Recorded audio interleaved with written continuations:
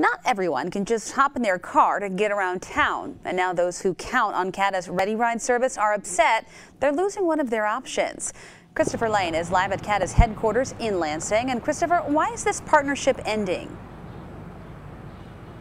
Sarah, it's because Delta Township believes that the Redi-Ride service is really the same as the E-Trans service, and it doesn't want taxpayers to pay really double for the same sort of thing. Now, the thing is that there are some big differences between the two, between E-Trans and Redi-Ride, which includes hours and even days of operations, which means that people who use it on a regular basis are concerned about how they're going to find their way around town. Going places? You may just throw your keys in the ignition and hit the road, but for people like Eleanor Mustafa, that option doesn't exist. No, I'm not able to drive. No. Instead, Mustafa relies on CATA's Delta Redi-Ride and Spectran. It's nice to feel independent because I have a disability.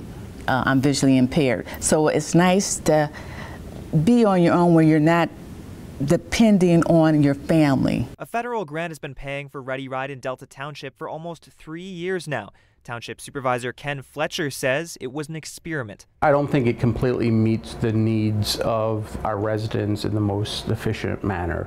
The bulk of the service provided by CATA was just duplicating Redi-Ride service that is provided by E-Trans from the hours of 6 a.m. to 6 p.m. But E-Trans stops running at 6 p.m. on weeknights and doesn't run at all on weekends. That makes it hard for people like Mustafa and the thousands of other people who rely on those late evening and weekend trips. Those 21,000 rides are going to have to find another ride someplace to get to work or to get to any number of the places that they were taking our buses to get to. CATA's Sandy Dragoo says she was hoping to continue the partnership and will be ready to jumpstart it again if Delta Township decides it's necessary.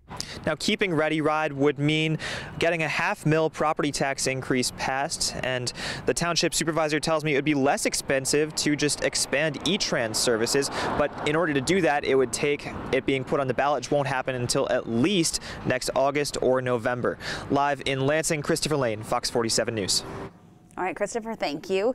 CATA's Spectran, which gives rides to people exclusively with disabilities, will still be active in Delta Township, along with the regular 3 and 12 routes.